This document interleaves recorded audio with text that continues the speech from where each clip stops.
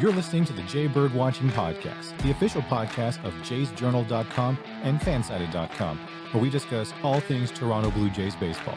We'll talk about news, rumors, and game recaps. So whether you're a diehard fan or just getting started with the team, this is the podcast for you. Here is your host, Craig Borden, with co-hosts Jason Lyons and me, Ken Alfred.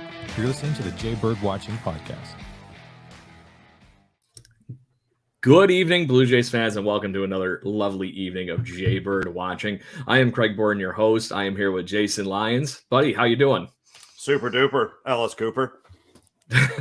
One of my favorite bands and cool people in rock and roll history, by the way. There's Scratch one Golfer. of his albums somewhere on the wall over here. Scratch Golfer, too, as well. Yeah. You know that? That would actually be the sole reason he still tours, is what I hear. Golf. So yeah, and you know who else? Golfing addiction. You know who else has a real bad golf addiction when it goes musically is Pantera. Imagine seeing those four out. Dimebag Darrell before he died, R.I.P. And, just that whole crew, big, long, pink beard out there, smashing it, 350 right down the gut. And you're like, what? Yeah. So, yeah. That's almost like right up later. One of the best concerts I ever went to was I saw Alice Cooper on Halloween with Rob Zombie. And take a wild guess on what I dressed up with being a 90s kid. Me and my buddy on Halloween dressed up as Wayne and Garth and got right up to the front row. It was all fun stuff.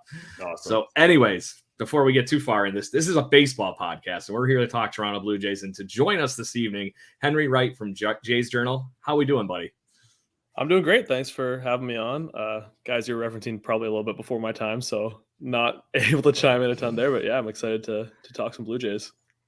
But this is the Jays barroom chat, so all are welcome. And I forgot a beer. I'm kind of upset right now. So, well, shenanigans. But so, guys, there's plenty of things going on in Toronto Blue Jays baseball right now. I want to start with the big drop that we got last night, and that is Bo Bichette got paid. We don't know what, but he got paid. I feel like we called this. I feel like the discussion was, the waiting game was going to pay off for both the Jays and for Bo. And I think, we talked about this a couple of times, and it's a good deal. It looks like 3 years. They're talking about the neighborhood of I think they were saying somewhere in the mid 20 millions.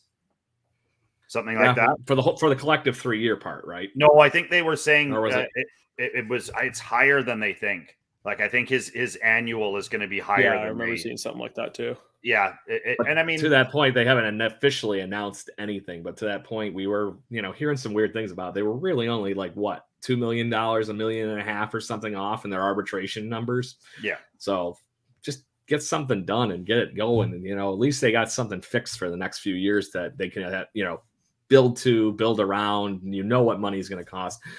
Henry, how important do you think this is for the Blue Jays? Not just this now, but they have a lock on one of their better players for the next 3 seasons. Yeah, I think it's really nice to just get it out of the way right now, not having to do the whole kit and caboodle next year, not having to go through the whole thing for each of the next 3 seasons. I think this is big to, help advance long-term extension discussions, and probably the same for getting guys like Vladdy extended too. Just getting this out of the way is probably speeds up the process for every other contract in the future. Yeah. Jason, what do you think as far as the contract implications, as far as, obviously this is good for Bo Bichette, but there's probably going to be some contract fallout fun here in the midst of all this too, because they have a lot of good talent they're going to be wanting to lock up. And maybe this was the first stepping stone there. At least they're going to get the arbitration years left out of the way for some of these other guys. Yeah, I feel like this is actually a really, really, really good deal. Unfortunately for a lot of major league teams, you don't see them be able to get this sort of sweet, short contract where they may pay a little bit more during that 3 years. But this is a really solid time for Bo to be able to audition himself, be able to turn himself into the full player that he's going to be. And then they give the Jays the opportunity either stick with him and make him a Jay for as long as they can, or he becomes an unbelievable trade asset. And I mean, we all know, the three of us know, the Jays are deep in infield. They've got backup shortstops. They've got guys that can come in and play. And I feel like this is huge for both Bo and for the Jays to really make him feel like he can either make his choice to stay, make his case to stay, or make his case to be possibly one of the biggest trades the Jays would ever make in those 3 years to acquire massive assets coming back. Yeah. And for what we're talking about here is what we don't know the financial parts of this, but he is a Blue Jay for the next 3 seasons. So the rumor, my guess is correct. The rumor is that it's going to be something good. But the rumor is somewhere like 35 million for the whole deal. So it'd be 6 million, 11 million, and 16 million, or in that ballpark. But then I also read that it may be slightly higher than that. It may be topping out.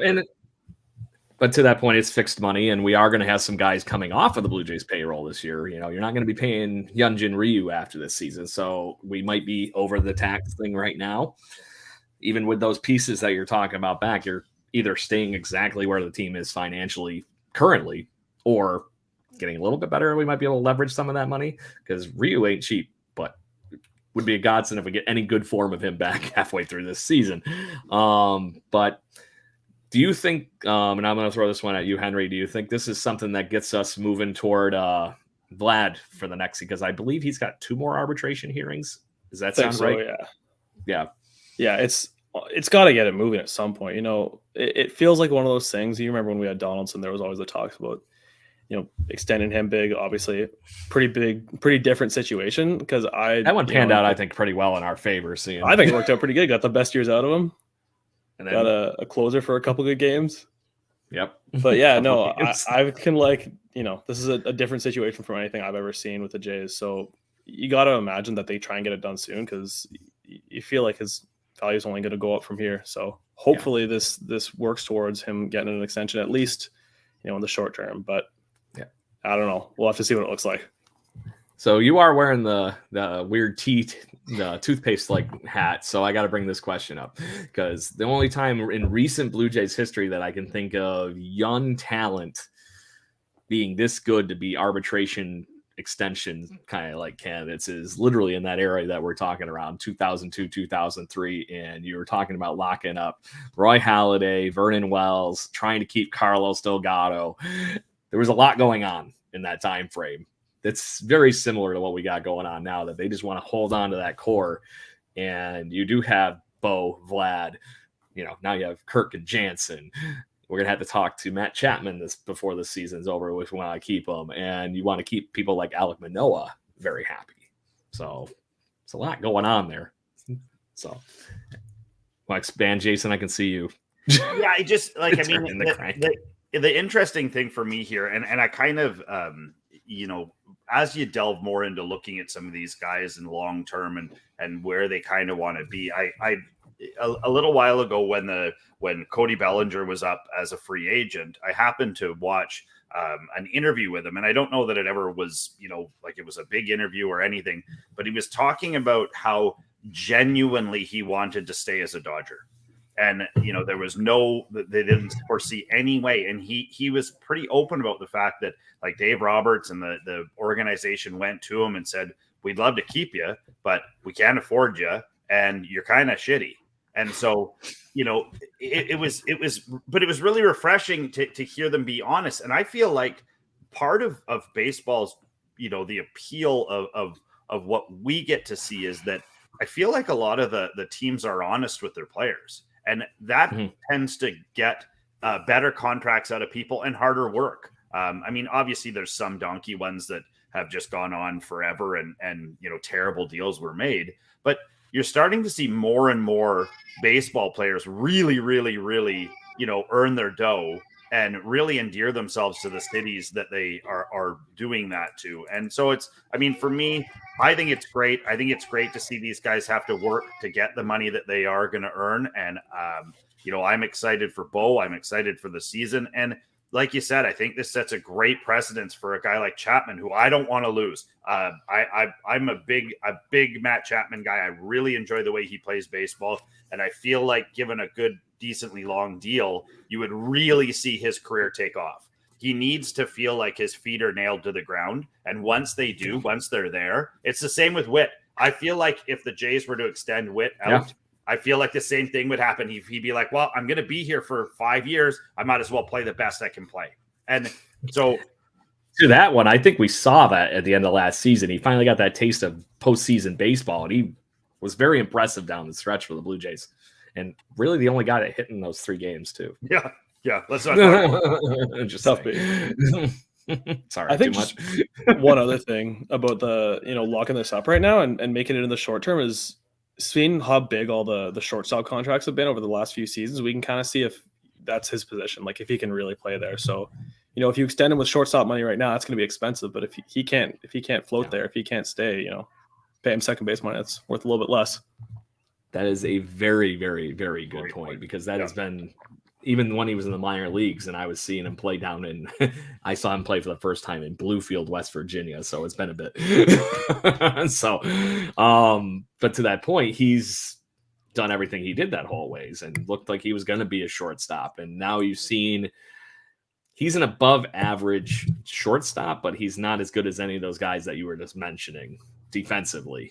He's an offensive first shortstop. Yeah. And does that make him the Marcus Semien of the future?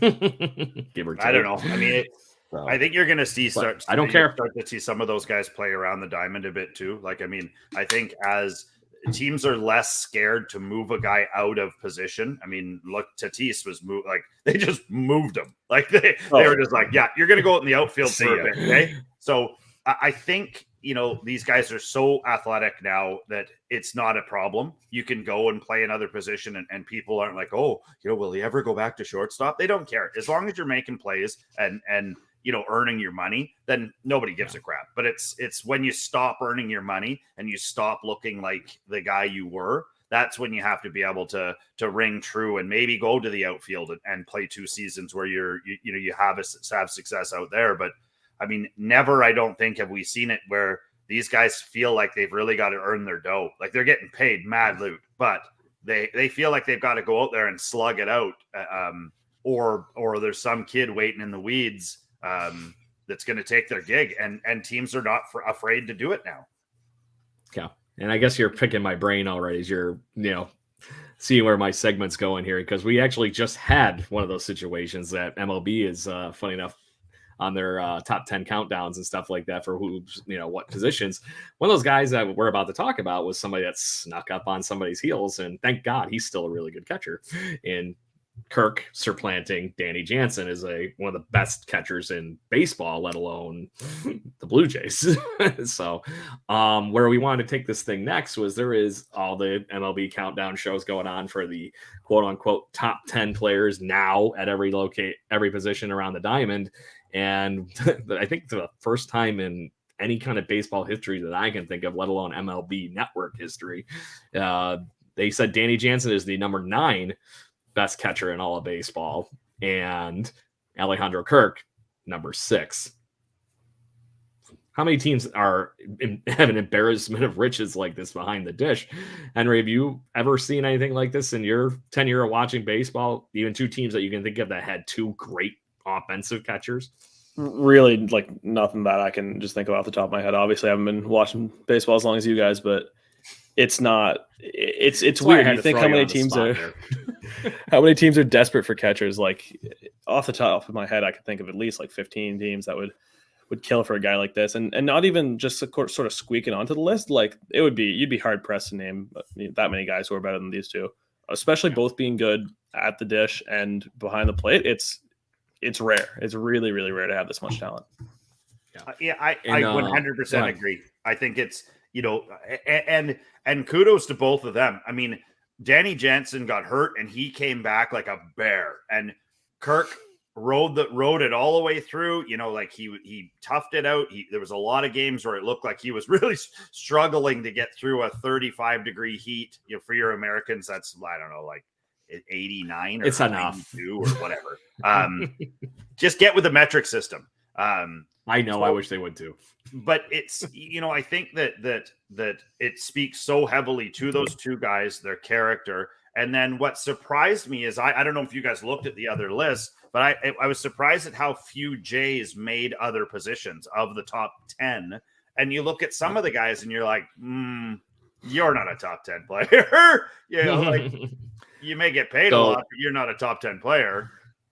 Yeah, we talked about it a little bit before the show. All the analysts that are on that show tend to have their own list that they show at some point during that show. But the whole thing is driven by a computer algorithm that Bill Kenny, their in his mathematic genius guru people that watch too much Moneyball and everything here have this thing they call the shredder, and it takes all the stats and all the projections and where the players could be over the next few years, puts it into a Molotov cocktail and spits it out onto the TV, and that's what they get to talk about. So the fact that a lot of them agreed that those two catchers were still in the top 10, it wasn't just that computer program saying Jansen, Kirk, easy top 10 catchers. So it is very intriguing to see that you got to find a place for these guys in the lineup every day. And you do have Brandon Belt in the room too. So there's going to be a lot of fun dynamics in this lineup going like this between the DH catching and, outfield spots and whatnot. I would not like to see Brandon Belt in the outfield very much this season, but in a pickle, Polar, make it happen. But it's going to be fun to see that, especially if Danny Jansen comes out offensively, anything like he did, like you said, came back like a bear. So, and I think that's what the real Danny Jansen at the dish looks like, is that's all I saw in the minor leagues with him playing in New Hampshire and Buffalo. Yeah. It's finally translating at the major league level, I think. Yeah, I mean, a couple of years ago, he just couldn't play at the plate. I was seriously concerned for a bit there, but I mean, ever since I think it was the second half of last season, he just started hitting balls hard, like really hard. And I don't know, especially with I don't know about you guys, but I feel like the catcher position in MLB is a little bit stronger than it's been for the last little while. So to have two guys like in that top caliber is strange and really, really great to have that luxury. Yeah. Especially for a countdown that basically threw Adley Rutschman right in the top 3 after 40 games, 50 games, something like that last year. So just saying, but he's a great kid. As the father of a kid who catches, I have really, in the last couple of years, come to learn how important that position is and how few there are out there. Like, there are very few kids catching. We had our majors draft last night. It was very funny. You mentioned Moneyball. There was a lot of skullduggery and illegal dealings going on at the Black Bear. But when it comes down to it, we're looking at high level 11 and 12-year-old kids where we're struggling to have, we have 70 kids playing. We struggle to have 6 catchers. And it's a position that you have to have, you have to have no fear. You have to have buckets of confidence. You have to have the ability to read the entire diamond differently than anyone else. They're the only ones that see it that way. No one else looks at the diamond the way they do. And for me, I played baseball to a decently high level, but, never anything to speak of. But I always had mad respect for the catchers because they were there every single day. Whether you had a crap day at third or not, that guy still took 100 pitches behind the dish, no matter what you were doing out there, getting a tan, eating some seeds, whatever. So, I mean, to see two guys make the top of that at the top level of what they can possibly do, it's not just incredible. It's beyond that. It's a miracle. Yeah. It is. So, and just to say, they don't call them the tools of ignorance for no reason. So maybe those kids that you're talking about just gotten smart and maybe they shouldn't be doing that. So just saying, as a guy that caught for like one season and said, yeah, I'm good. So on that same countdown, this has been all over the baseball universe because it was kind of surprising to be on a pre-recorded show and be as insulting and trying to be nice at the same time. It was the most awkward comment to be slipped in a MLB Network TV show, and rightfully blown up by Toronto Blue Jays pitcher Alek Manoah, going kind of, what the hell are you thinking? And he was called out perfectly. But MLB analysis, Anthony Recker, guys, former MLB player, barely in the MLB in my opinion, but there's that. But he's still better than me as he got there. But more or less in the midst of this countdown, they were bringing up other people that were on the outside of the countdown looking in. And I would make the comment that I think Alek Manoah is really in the Julio Urias ballpark. That was the number 10 guy on this list for the MLB countdown. So literally, inches of getting in the top 10 for the MLB top starters of this thing. I'm going to read this, and I quote, Alek Manoah, I love you. Alek, just saying. Show Show me you're willing to put a little more time in the gym and you're going to be there constantly for a bit longer. I still love you is the exact quote from Anthony Recker. And the fact that, like I said, why are you even bringing that to the conversation? Is say, I really would like to see him take it to the next level. And that's a normal everyday comment in an MLB world, but you blow it up like this. And to that point, Manoah brings it back and says, I put in plenty of work. My work ethic is not the problem. He's just a big damn guy, similar to his battery mate, Alejandro Kirk, who is also just a freaking monster at the plate. And he clearly puts the work in. Otherwise, he wouldn't have went from being a not top 10 guy to being the number 6 guy on the countdown list. Nobody said that during that segment. Didn't say one word about it. Guys, what do you think about this? And I'll let either one of you want to chime in as far as why. I just don't get it. It's like the stupidest comment on the planet. You want me to start? Because I love stuff like this. I love it when a guy, my favorite is when somebody that can't do it talks about it. Like, we can do this podcast, we can talk about all of this stuff. There is no way that I am ever going to tell a Major League Baseball player to do something different. You know, they're a Major League Baseball player. And like you said, like, what did this guy have? A cup of coffee? He looks like the guy that would say, go to the gym. He looks like the guy who got cut from his lacrosse team because he wouldn't put a helmet on because it messed up his hair. Like, yeah. I don't get it. Like, so he's a catcher. Yeah. Produced a 1.5 WAR for his whole career. That's 552 at bats. There you go. That's sub Mendoza line batting average for all those years. That being said, I think we have to be past the point of calling people fat. Like, it's so stupid. Is CC Sabathia Can you play the game or not? Like, CC Sabathia throw the ball by anybody. Was he fat? Sure.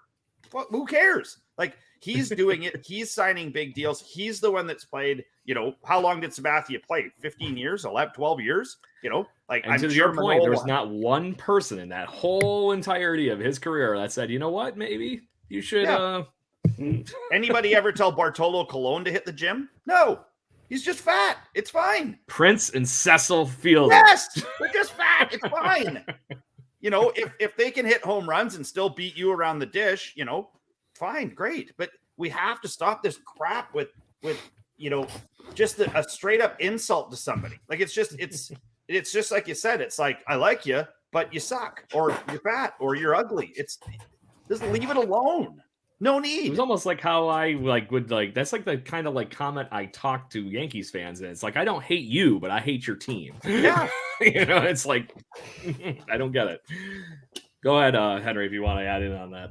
I just think it's obviously a ridiculous take, and I think his baseball takes around it were a little bit questionable. I think the list he was throwing out there kind of got overshadowed by the rest of it, but I don't know. I think, you know, when a guy like Stephen A makes a weird comment, you kind of forget about it in a day, right? But I'd never heard of this guy before, I'm going to be honest with you. And now whenever I think about this guy, every time I hear his name, I'm going to be like, oh, it's the guy that, you know, got called out by Alec Manoah because he called him fat. It's a little bit of a misunderstanding of body types. I would love to see him watch a football game. Yeah, like he doesn't know what you know. And it's really nice to see Marcus Stroman come up off the beach in Bermuda or wherever the hell he lives now and rip this guy a new one. Stroman, I love Stroman. I don't know if you guys follow him on Twitter. The guy is a beauty on Twitter. Stroman, if you ever want to come on the show, we'd be glad to have you. You're an animal. I love you. I'm sure he's that exact one listener we have at this moment. He is. He's right there. He just commented. Come on, Stro. We'll have you on. We'll have some shenanigans and a few beers. That'll be good. So, but to that Blue Jays fans, we have seen plenty of people coming and going from the podcast. If you are listening, make sure you chime in. We want to hear you. Hit that chat button, whatever you're listening on. So, does anybody have any closing comments on the what turned into a very explosive Twitter battle all of a sudden, even with there was a little bit of back and forth with Recker apologized, and Manoah's just like, come on, dude, what the hell's your problem? This is your job. You don't need to be a jerk. It was kind of like crazy. So and oh man, I missed it. I forgot to do that. You know, I forgot to change the title. That's okay. That's what I get for not having my producer and Ken Alfred here with us this evening. That's a good one though. So, yeah, I know, right? Because I had to make the Billy Joel comment. You know? Yeah. So, anyways, outside of that, boys, I wanted to talk just a few things, because we were just talking that we do have a shortstop locked up. We have a crazy offense here on the horizon. We're heading to spring. We are exactly 9 days away from spring training. We are 50 days away from opening day.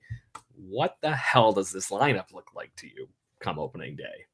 I have a strange feeling it is anchored with Bo Bichette and Springer in the 1 and 2 spot. Springer, Bo, then Vlad probably. But from there's a lot of fun options that you could be thrown in there where this isn't the same thing we've seen over the last few years with Teoscar's just penciled into the 4th spot. And then you pepper in everybody else from there. This is looking like a different lineup for the Blue Jays for the first time in a while. Henry, what is your aspects looking for, like how you might construct that batting order going, if this was your MLB The Show fantasy team? So I actually wrote a piece about something like this last year. Obviously, it's going to be a little bit different because different players. And I don't want to say I'm analytics pilled, but I do like a lot of the analytics that show sort of where you want your guys. And I'm big on having your top 2 guys at 2 and 5. So I'd always put Vladdy at 2. I like Springer in the leadoff. And Bo's always been a guy that I've wanted hitting cleanup. I feel like he puts the bat on the ball a lot, and he just hits too many ground balls to be hitting 2. For me, obviously, Vladdy's not great at that either, but it's tough. I can't, even in the times like 2015, 16, you got so many guys that you want at the top of the order that I think you get a lot of diversity there. And I'm not really concerned about the lefty righty thing, but ideally I would have Vladdy 2, Springer 1, probably, mix in maybe Kirk there at 3, and then get like Bo. I don't know if you want like Varsho there at 5, you figure it out, but I don't know. I think they got a lot of different ways to go, but I would imagine Springer's not getting that leadoff spot taken away from him anytime soon. Yeah, I almost feel like that's written in his contract at this point that he gets the bat leadoff. I'd imagine. So, but to that point, the nice thing about him is he doesn't have to play center field now. So, we might see him in that lineup spot more than they did the last few years. The other thing I think too is I think gone are the days of putting your 4 hitter is your number 1 home run hitter. I mean, I feel like what MLB has tried to establish is they almost want a good hitter every second hitter now. They don't want to have a gap anymore where they're like, maybe he's not hitting quite as well. That's fine. We'll pair him up with another guy who is hitting well. It's hitting pairs now. And you'll see those guys like Springer, like you said, Springer is very rarely going to move out of that 1 spot. And I agree with both of you. He shouldn't. He's excellent there. One of the best that the game has ever seen at it. And I agree with you. I feel like Bo's got some power in there. Bo could be put into some positions where he is hitting, 4 or 5. Varsho, he can hit the ball hard. And then there's some wildcats. Like Danny Jansen, like I said, we go back to this, but he was hitting home runs last year at a fairly regular clip. And every time he didn't, he hit the ball with volume. And that's what you want those guys that are in those run scoring areas, your 4-5, even getting down in your order now, because if the bottom of your batting order sucks, then your 2nd inning, your 4th inning, and your 6th inning suck too. So you can't have that colossal drop off. Like even some of the teams last year, like the Orioles were a really good team. Like they surprised everybody, but they had a drop off, and that drop off was colossal. Like their 7, 8, 9 were garbage, and then they come back up to the top of the lineup, and they're unbelievable. And you're like, okay, so you're saying that Rundo Dor at the bottom of the lineup wasn't quite cutting it. Yeah, he wasn't, but. It's, and I feel like the Jays and I looked at it, when you sent the thing out, and I was like, oh, maybe you put him here, sort of what you were doing with the analytics. And I was like, I mean, you could basically just shake these guys up like dice and spin them out and just be like, that'd be a decent lineup. And then the next day go again and like, oh, okay, he's going to hit 4th. Right on, let's go. Then Yahtzee. Yeah. Yahtzee ball. But, I think that says a lot for, and we were questioning some of the deals and what was happening and what was going on. And, the other thing I think that the fear factor that it brings is that the designated hitter spot for the Jays now is a fearsome spot. Like if you've got like I mean, what you've got Belt, you've got anybody you can throw in there, and they're like, oh damn him, insert name here, and it'll be good. Damn him, Otto Lopez, damn him. Like there's so many guys there that can hit the ball hard and put fear into you that you're like, I don't know, just like you said, like throw the dart at the board and see who's there, who gets the day off, and who gets to smash homers. It's just, it's fun. It's going to be a fun season. Yeah, I do think there is something there to you pairing up Vladdy and Springer up in the top of the order like that. There is something fun there. It really wouldn't surprise me that next pair is some combination of Kirk, Varsho, and Bichette. Pick whatever order you want to throw them in, because there is something to say that. Yeah. I do wonder, because we talked about this a few weeks ago, Henry, on the show, that Varsho's spray chart with the new dimensions on the ballpark look insane. And it's starting to make a lot more sense, the whole move. And I'm more or less, the only reason I was against that at the beginning is I didn't know anything about Dalton Varsho. And now the more and more I dig into it, I see why Arizona Diamondbacks fans are kind of pissed. Just saying. And so he was hitting all those home runs in giant cavernous ballparks in the NL West. Now he's moving to the American League East and in a ballpark that shrank just a little bit and no more shifts. Yeah. That's right there. That is going to make Danny Jansen actually a solid hitter this year, because a lot of his pull is now possibly going to find some of those gaps. Exactly. I know they haven't exactly said the exact rules to where the shifting lies and whatnot this year yet, but there is going to be something for him. Guys like Kevin Biggio and Santiago Espinal off of the bench. Whit Merrifield, the guy that, is supposed to be a gap-to-gap hitter that didn't really get to do that in the last few years. The bottom of this lineup that we were just talking about is going to be some combination of Matt Chapman, Whit Merrifield, in my opinion. Just put him in the 9th spot and watch him turn that thing over for frickin' Springer all the damn time. And, if that's what the bottom of your lineup is, there's nowhere to hide in this lineup. And I don't care what the Yankees fans, Red Sox fans, any of them say, this team's coming for them, and they better get scared a little bit, to the point of our first baseman. Just saying. Go ahead. I think one more thing I just want to add here would be, you look at the teams in the past. I remember there was a good stretch there where I felt like the only guy on the team with any legs was Pilar. And at this point, I feel like we've got a lot of guys who can move. Like Bo, Springer, especially if Springer's not playing center, I feel like he'll be able to use those legs more on the base path if he's not getting hurt. Kiermaier can run a bit. Varsho's not slow. I mean, I feel like we got a little bit more diversity in the ways we can score now. Yeah. Now, Henry, I said a few. Go ahead. Henry, would you agree? Like, this is a conversation we had a little while ago, and I don't know if you heard it or not, but I am behind the theory that the reason that the Devil Rays are so good is because they're athletes first, baseball players second.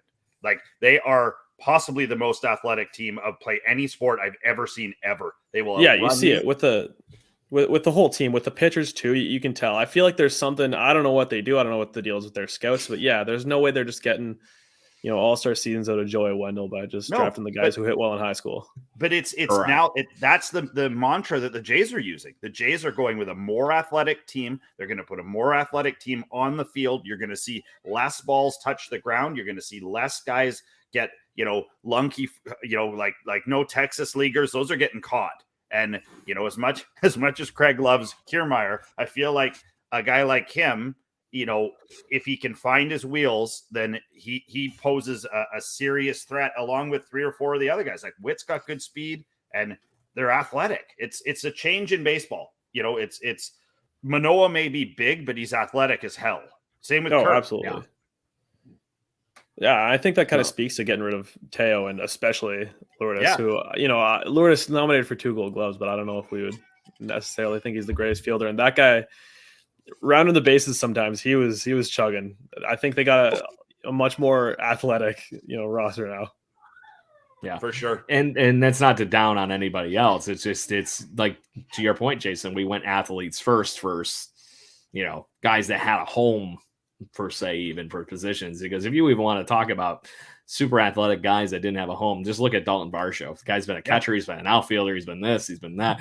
But all those times he hit with plus power, And now with all these shifts being gone and everything, it makes me wonder if that 2-something or 220-something batting average that he was posting looks closer to 260, 270. You know, there's a lot of hits in there all of a sudden when you're not hitting it right at the 5 people standing on the one side of the diamond. So there's something to it. So I really am very intrigued with where this is going to go. And I'm dying to hear those rules for what the actual shift alignment, you know, how they're anchored to their quote unquote position.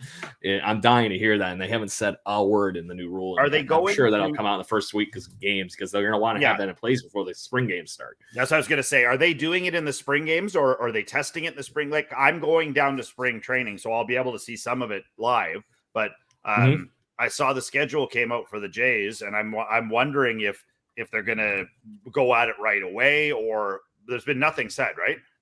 They always do that usually for these kind of new rules for implementing in spring training so that the players and everybody are used to it and can build their lineups and build their planning, all that kind of stuff for the regular season. Hence, you know, the whole reason you have spring training is to get ready for the regular season. It'd be kind of nice to plan accordingly.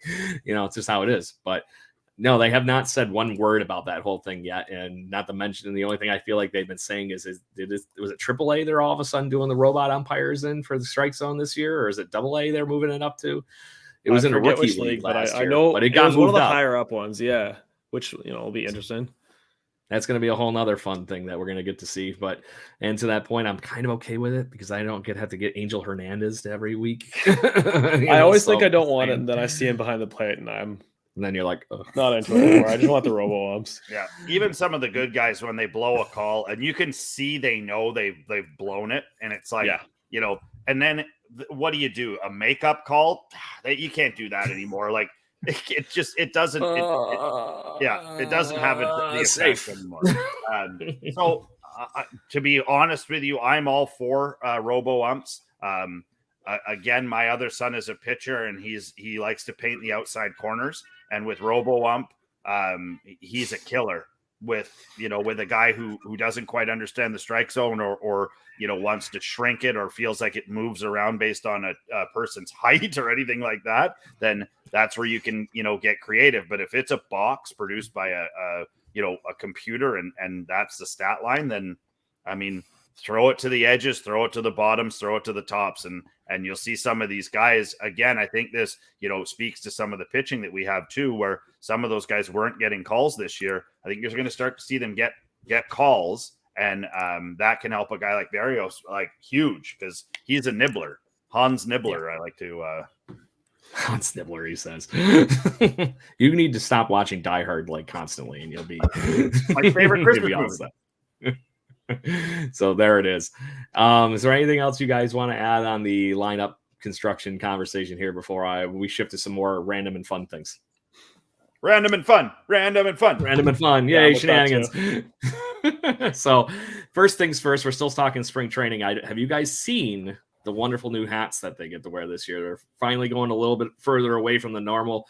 As much as I liked them for a while, just the regular Maple Leaf hat with the Blue Jay logo on the back kind of starting to get a little old to me. And so I'm kind of glad that they're finally moving back, and I'll bring it out on the screen here so everybody can see it. But have you seen the new hats yet? I have. They're quite similar to last year, right? Was it last year but that logo was only on the back or the side last year? No, it was on the front, the one where it was like just the white outline on it, right? Yeah. So that's where we're at now, is these wonderful new 50-50 or 59 fitted hats from Toronto, or the New Era hat stuff. Honestly, I actually almost bought this hat the other day, and it didn't have the spring training logo on it because they were actually selling it on the Jays shop already. They were selling it on Fanatics because that's all everything is anymore. But it was nice to see them kind of go this avenue again instead of something different. And it wasn't that horrible 4th of July hat that, basically had the American flag in it. So, yeah. Just saying. Well, I'll tell you guys this much. I love the design. I love the colors. I love the colorway. And I have a number of these, the fullback trucker backs. And I mean, for heat of the summer and all of the rest of it, I'm so surprised that they have stuck with wool hats sticking through the whole year. I mean, this is the way to go. This is the the way of the future. This lets your your head breathe. It helped. I would assume, we all have full heads of hair, but I was going to say, if you're not Jake Berger, it's probably a bit better. Yeah. So I'm like, this is like the first time in a while I'm not sporting my own personal Boba Fett hair. Got into management at work. I had to clean it up and not look like that person anymore. There you go. So, but anyways, this is making me wonder what the rest of the jerseys look like, but I figure they're still going to go with like they've been doing the last few years, just the blue alternate jersey, and then it's kind of peppered in the actual Blue Jays logos, little like Blue Jay logos and palm trees and stuff like that. Was kind of cool. So in the lettering it had that. So it was cool to see them move in this direction. But has anybody else looked at any of the other merchandise or anything that's been flying around? I mean, I was just gonna say, I always get, I don't mind this, but I always get a little bit jealous when I see teams like the Cards getting like little throwback logos and stuff on their spring training. And we just got the normal one. I always kind of wish we got, something a little bit interesting on it. Maybe get a little 90s logo in there. Oh yeah. I was wondering, it'd be to that point. As much as I'm not a fan of the logo on your hat, it is kind of fun. Oh, I love it for the hat, because I would much rather these stay retired. Yeah. And then there's they've shown it online a few times. Somebody repainted a picture of Vlad Guerrero wearing the black Angry Bird Blue Jay jerseys. I'm like, you know what? For right now, fine. If you want to do that on what they used to call a Flashback Friday, great, do it. Yeah. So I always like that second logo they had, the one that was like the Pat Henkin winning the Cy Young Award year it was the big maple leaf with the little Blue Jay on it. That one was always one of my favorite. If I had to pick another Blue Jays logo, it's the one we have right now, and then that one. I'm always going. I love the powder blue. I am such a sucker for it. I say more powder blue. Like I wouldn't mind if they had a full pouty uni. Like, I mean, it's just, I love that color. I think it looks so nice against grass, and they can mix it up with I don't love it when they mix the red with it. I think that it starts to lose the fact that it looks like Jays gear. But well, then you better hurry up and look at the spring training merc on the Dunedin Blue Jays website, because that's where all the spring training merc gets posted first. Yeah. A lot of baby blue in here, man. Yeah. See, I should be in marketing. And literally baby. There's one right there. It says spring training on. Yeah, I know. So, I actually last year interesting to see some of these off the bat this year. It's too bad it's so far away from me right now. But last year when I went to spring training, we went to there you go. You got a pink one for you. I know. Dodgers White Sox facility, and they had these really cool t-shirts that had a sugar skull on them, and it said spring training, and I wanted the Dodgers one, but it was sold out. The last shirt they had in the building, we were there for the first day of spring training, and they were all sold out. I got a White Sox one, so it's a sugar skull with a hat and has White Sox. It's like pink and light blue, and it's so much fun. I get people asking me about it all the time. There it is. Winning starts here. Oh, I like kids that one too. That's kind of cool. It won't fit. I don't know how relevant this is, but last summer I worked actually at the Jays games in the shop, and they're very, very insistent that it is in fact new blue, not powder blue. They're a little bit aggressive about it. And to that point, there is something to that, and I can see why. Because the sad thing is, I unfortunately think of Randall Grichuk coming out at Winterfest that one year with the new blue, classic, face of the franchise. Yeah, exactly. Face of the franchise at the time. Comes out wearing that, and in the midst of that, it's got a little bit of a different tint to it. It's not the Cards blue. No, correct. Or the Phillies. Oh, those are beautiful. The Phillies. I do love that blue. Yeah, the best. But I mean, like you said, the quasi Philly fan here. Well, I'm a Mike Schmidt fan. Let's get that straight. I'm not a Phillies fan. I'm a big fan of Mike Schmidt. But I love it when they get creative. Like, why the hell not? Like, have some fun. Like the team down the I-5 for me that I don't like, they have some of the best throwback logos, like the old Mariners Trident. God, that thing is tight, and they've got it on everything now. So I've even they threw that into the Kraken logo, so you got to be a little happy. Yeah, well, I mean, the Kraken's colors are killer.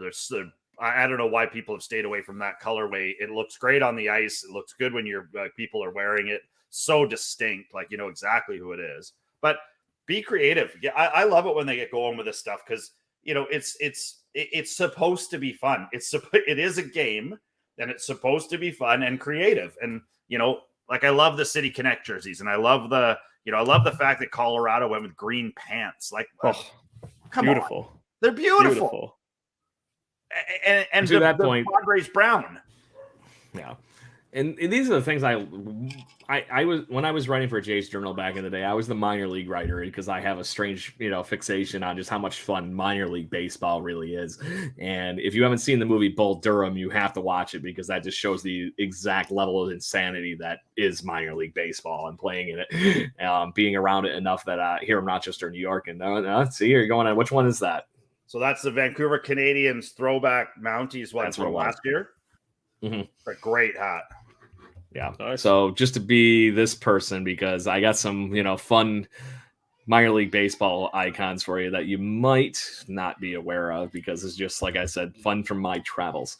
I'm sure, you've heard of the Savannah Bananas and all their shenanigans and some of their kind of things like that. But do you have any idea what the Macon, Georgia baseball team is called? I do. Ooh, this guy knows. It's the Macon Bacon. There it is. And do you know the story behind it? So I do not know the story, so please indulge me while I share this logo with the universe because it's awesome. The guy who is running the Savannah Bananas right now. Oh, it's so good. So the guy who's running the Savannah Bananas right now was running a really, really, really minor league team, and the job came up with Savannah, and they were not called the Bananas at that point. So this guy went and applied for the job, and they told him that the ticket sales were down to like a couple of hundred a game, and they were just getting crushed. And so when he was waiting to find out, I know, so good. When he was waiting to find out about the job, he read P.T. Barnum's book about the Barnum and Bailey Circus, and he thought to himself, "Well, I'm going to try this." And so he went to Savannah. He applied to change the name. They did a big contest. They came up with the Savannah Bananas. They did all this marketing. He wears that yellow tux. You can see him in that picture for every game. The promotions, if you guys have not gone and watched any of the stuff on the Savannah Bananas, go tomorrow. It's insane. So do yourself a favor. It's interesting because they're like dancing on the field and Macon was like the players while the game's going on. They're really weird. Yeah. But Macon was in their league. And they were called the Macon Bulldogs, I think, or something like that. And so they went to them and said, guys, let's start having some fun here. And again, they came up, they said, let's challenge and let's put it out to the people. And so Macon Bacon came back and they went with it. One of the other teams they play against is I don't know if they're from Savannah, but they're called the Party Animals. And their jerseys have no sleeves. They're a pink and black and green tuxedo top. Dude, funny. If my kid makes it anywhere near that and he's like, Dad, I'm gonna go play for Savannah, I'd be like, you go. And I'm moving there. You enjoy it. They're doing have you guys seen they're doing a tour all across the United States? They're playing in all, so there's a rumor they're playing like college kids and stuff like that, right? There's a rumor they're gonna play in Vancouver. So but you're gonna have to sit in the outfield and actually comment that one for us. Yeah. If they come here, I'm there 1,000,000%. But I think it's so cool. And there's a whole bunch. If you guys are into hats and jerseys and all that stuff, go check out the MILB. Is that right? There's like the MILB. There's a team called the Biscuits. There's like Montgomery Biscuits, of course. Yeah, the Isotopes. There's the Jackalopes. Yeah. There's so many good ones. I've been to the Albuquerque Isotopes because you got the Simpsons connection. You have to do it right. But the team they play all the time was a town I got to spend way too much time in El Paso, Texas. The El Paso team is the Chihuahuas. It's this little pissed off Chihuahua on the hat, and they're the Padres team. They won the championship like 3 years out of 5 or something like that to begin their another great logo. That one. Yes. And to that point, they made it kind of like a spin on what used to be the El Paso Friars way back in the day when they were still a Triple-A day. So it was kind of like this kind of like drunk looking, monk swinging a bat. It was kind of funny. But one of my other personal favorites, Jason, you maybe know this one. Do you happen to know what the Rocket City, which is in Alabama? Do you know it, Henry? Is it the Trash Pandas? Yeah, Trash Pandas. You are 100% correct. A la Rocket Raccoon from the Guardians of the Galaxy, and it is this freaking cool. No, it's so awesome. It is just a raccoon and a rocket trash can because that is where the if as far as history goes and what is currently still there, that is where the NASA's Jet Propulsion Lab is in the U.S. here. So that's the guys that literally were, if you don't know your history, the guys that more or less, landed people on the moon and put satellites into space and everything, started with these jackasses goofing around with rockets in their garage. And then NASA goes, oh, you guys don't want to move? Okay, fine. We'll fund you. And then the Jet Propulsion Lab becomes a thing in Alabama. So it's crazy. Pretty cool story, but I just thought it was hilarious, some of these things. And not to mention, look at that. That's hilarious. Just with the kids hanging out. So good. So, and then I haven't been there, but that's a pretty impressive little minor league ballpark, so that's kind of like fancy version of what we got here in Rochester, New York for the Red Wings. So it's pretty good for what I think is only a single or a double A team at the time. Yeah. Can't remember. Yeah. But I mean, I think it's all sort of speaking to it. Like the grassroots stuff for baseball right now is exploding. Like have fun with it. And Savannah Bananas are leading that charge. Like to watch the lower level baseball. Like I said, like we have Nat Bailey Stadium here and the Vancouver Canadians have played there forever. And it holds 3,600, maybe, and it is sold out. It doesn't matter if it's a nooner. It doesn't matter if it's whenever the game is, rain, shine, whatever. It's sold out, and it's so cool to watch the city get behind this team because we constantly have the argument here: could we have an MLB team? Could Vancouver support an MLB team? I mean, we got. It would not shock me. We could.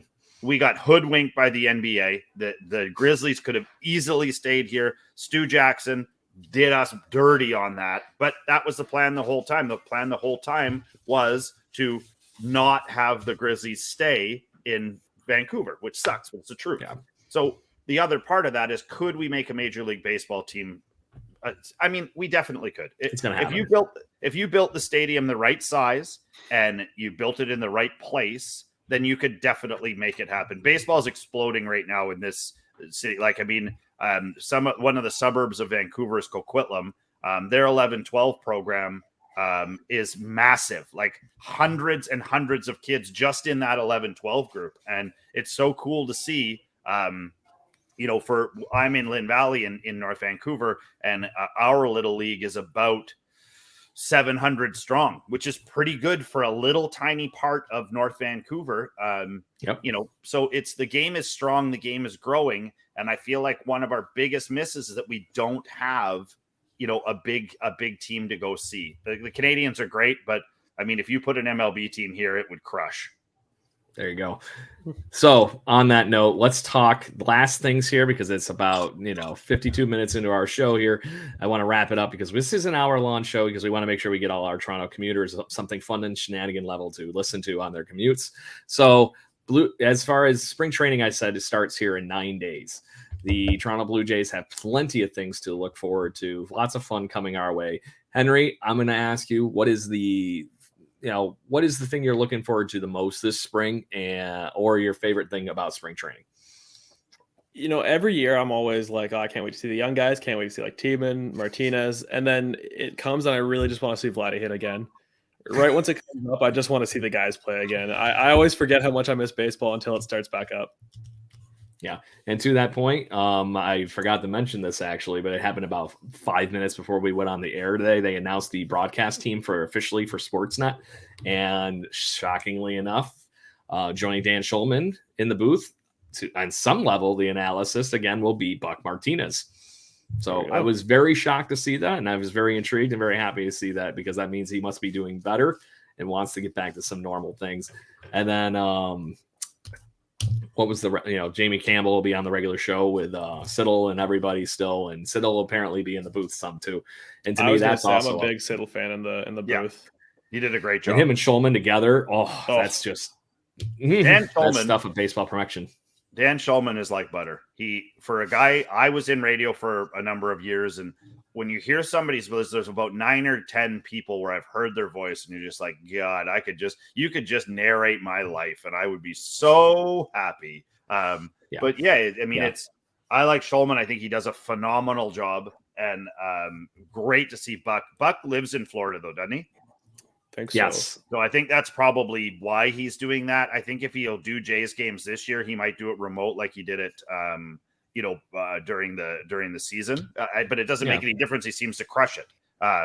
He's so good. And to that point, if he's happy, he can do it as long as he wants. Yeah, darn right. I listen to him. I get nothing but time for him as well. And good to see Sportsnet carrying every game. I mean, I know some of them are duds and some of them are gonna be tanks. But like you said, Henry, there's something about knowing that Vladdy's going to go up against the 11th pitcher from the Padres, and he's got a chance to hit one 500 feet that you're like, I might just watch, TV might be on. Not just to that point. Does anybody remember how hard he hit that one off of Jordan Montgomery last spring for the Yankees? Oh my God. That thing still might not have landed. So very interesting. I'm just looking forward to like you were saying, Henry. It's coming back. We're excited to see everything. As soon as that music hits for the Blue Jays broadcast, it's like, yep, I'm good. It's gonna be a fun time here for a little bit. So good stuff to look forward to. Starts up. I know, right? It's perfect. Jason, what are you looking forward to, or the most exciting thing to see so far this spring? Well, again, I agree with Henry. There's a number of youngsters that I want to see. I want to see how they do. I want to see how they perform. I know they're not performing against the best, but as it gets into the dog days of spring training, that's where I really like it. Where you start to see a guy who has clawed his way into the lineup. He's now playing his third game, and you're like, oh, who is this cat? And you see some guys really, it's their life playing out right in front. I mean, you can't make this stuff up. It's a 19-year-old that's getting his first shot, or it's a 27-year-old who's never had a shot and he's finally got it figured out. And so I love the drama. I love the storylines that come from that stuff. And then just the purity of how much fun they have at spring training. Like, guys are laughing with guys. Guys haven't seen guys. Guys are pulling guys' batters gloves out of their back pockets. And so, it's good to see, how much fun they do have. And if any of you guys out there get to go, spring training is so much fun when you're going to their exercise days where they're just hitting and stuff like that. You can hear them messing with each other. And like I said, hiding guys' bags and, taping up their batter's gloves into a big ball of tape like this. And there's like 5 sets of batter's on gloves. photo day, they write F face on the bottom of your bat and you get a baseball card made with it. Oh, sorry. That was the Billy Ripken. And Henry, by the way, if you haven't looked that up, I'm not kidding. There is a full-on published Topps baseball card for Billy Ripken that he's holding the bat like this, and on the knob of the bat, somebody wrote face on it. Hope we bring that back this year. It's just the level of shenanigans. You're with these guys for the better part of a year. You got to have some fun. You can't just sit around and you got to have. It can't be all serious. And to that point, I think that's something the Blue Jays have done over the years, really efficiently with this new core and everything. I just hope that losing Teoscar Hernandez and Lourdes Gurriel Jr. aren't too big of a hit on that avenue to lighten the mood in that ball in the room. So, but to that point, it's going to be very interesting to come spring here in the next week. Henry, this is that point of the show where it is your shameless self-promoting time. Tell the Blue Jays fans where they can find your work and anything else you want to plug or talk any recent articles or anything you would like. It's your time. So like Craig said, write for Jays Journal. Check me out there. I've been doing a lot of season previews lately on some players. Should be starting on another one just tomorrow. So hope to get that out soon. Check my stuff out there. I write about the Oilers at the Morning Skate. Check that out if you want, and follow me on Twitter. It's Henry Wright with a 1 instead of an I. There you go. And Blue Jays fans, obviously, Henry will be back because if you haven't noticed anything in coming the past weeks, we have a little bit more going on here with Jays Journal on our show because we are the official podcast of Jays Journal. So get Jays Journal guys here. Yeah. Really nice relationship. So, Henry, it was a pleasure having you on this evening. So hang out and we'll chit chat a little bit here after the show for a sec. And Jason, anything you want to add before we get ready to do two claps and Ric Flair here? Great job, Henry, as usual. And then when you told me you write for the Oilers again, I mean, that's like saying you write for the Yankees. There it is. Just kidding. They suck. Says the Canuck. I am a non-affiliated. I know, I'm just busting your balls in Vancouver. There you go. Things have gone so poorly here. I've actually and to that point, just quickly, I was realizing how much hockey I did watch before and how much little I have watched since that point. Oh, if I was a Canucks fan right now, I couldn't turn on the TV. You've got that's how it's been for a Sabres fan for the last how many years? The Sabres are good. Anyway, this is the year. Finally. Little League's getting going. I'm excited about that. I'm hoping, with this platform to be able to discuss our Lynn Valley 11-12 team a lot as we get going on a push to Cooperstown. The boys are fired up, and we can't be more excited to have baseball season started, even though it was like we had an atmospheric river today just to smack us in the face to say you're not playing baseball for a month. So that's it. That's all I got. Point, if anybody ends up in Cooperstown, you gotta let me know. I'm only 3 hours from there. Yeah, and Marcus Stroman, if you want to come on the show. Yeah, come on. Yep. Yeah. So anyway, Blue Jays fans, that's our show for this evening. We will be back next Wednesday at 7:00 Eastern. Make sure you tune in to the live show and comment and chat with us. Thank you for everybody that did hop onto the show and at least watch with us tonight. But come on, this is the barroom chat. We need more chat. This is your action item. Get it in with us and talk. We can't be right all the time. Let us hear it. So anyways, if you haven't listened to the live shows, make sure you find us on anywhere you can get the podcasting pleasures from, the Apple, Spotify, Google Podcasts, any of those kind of wonderful places. And until next week, boys, this is where we do 2 claps and a Ric Flair. 1, 2, 3. Woo! Woo! Let's go, Blue Jays. Got a bit of a sore throat for that one. You're listening to the Jay Bird Watching. Thank you for listening to the Jay Bird Watching podcast. Please follow us on Facebook, Instagram, Twitter, Twitch at BirdwatchingGC, and our YouTube channel. If you want to support the show and get extra content, please consider donating to our Patreon at patreon.com/birdwatchinggc. Go Jays, go. Woo!